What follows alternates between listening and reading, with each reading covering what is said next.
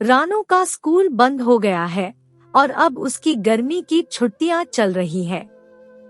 ऐसे में रानो का डेली रूटीन बिल्कुल बदल गया है। वह अब सुबह देर से उठता है, पूरी दोपहरिया क्रिकेट खेलता है, शाम को पतंगबाजी करता है और देर रात तक टीवी देखता है। और अगर कोई उसे इस बारे में टोकता है तो वह तपाक से जवाब देता है, कुछ ही दिनों की तो छुट्टियां हैं, तो जी लेने दो मुझे अपनी जिंदगी। उसका यह व्यवहार देखकर उसकी मम्मी काफी परेशान हो गई। उन्होंने यह बात रानो के पापा को बताई और बोली, आप इस लड़के पर ध्यान दीजिए, वरना स्कूल खुलने के बाद इसे दोबारा अनुशासन में लाना मुश्किल होगा। रानो के पापा उस वक्त कुछ नहीं बोले, पर दूसरे दिन जब वह घर आए तो उनके हाथ में एक प्यारा सा छोटा डॉगी था। उस वक्त टीवी के आगे जमकर बैठा हुआ रानू तुरंत टीवी छोड़कर पापा के पास आया और बोला, डैड, आप ये मेरे लिए लाए हैं ना? रानू के पापा ने तुरंत डॉगी को गोद से उतारकर फर्श पर रखते हुए कहा, हाँ, यह तुम्हारे लिए ही है, तुम्हारा नया साथी है यह। डॉगी को देखकर रानू बहुत खुश था।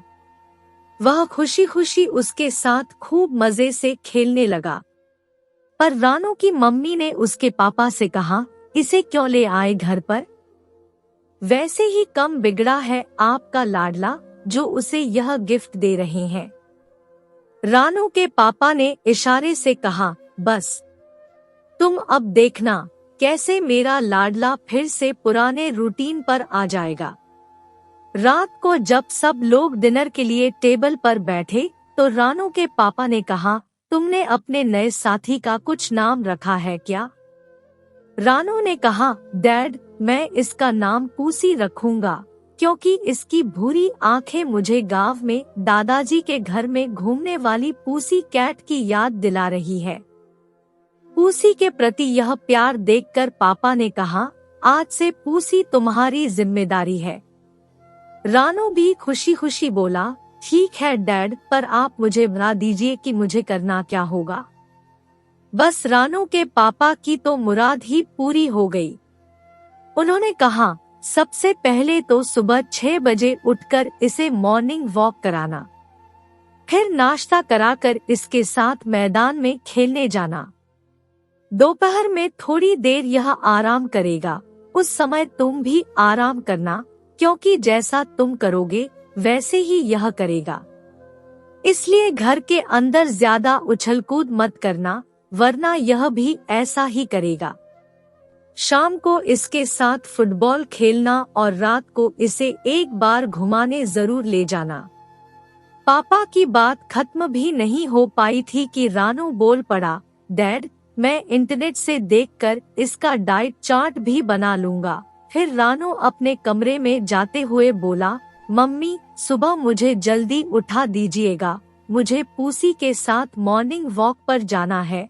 सुबह जब रानू की मम्मी उसे उठाने उसके कमरे में गई तो रानू उनकी पहली ही आवाज में उठ गया।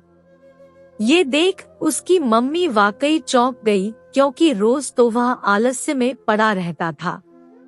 आज तो उठकर फटाफट जूते पहनकर वह पूसी के साथ मॉर्निंग वॉक पर जाने के लिए तैयार हो गया था।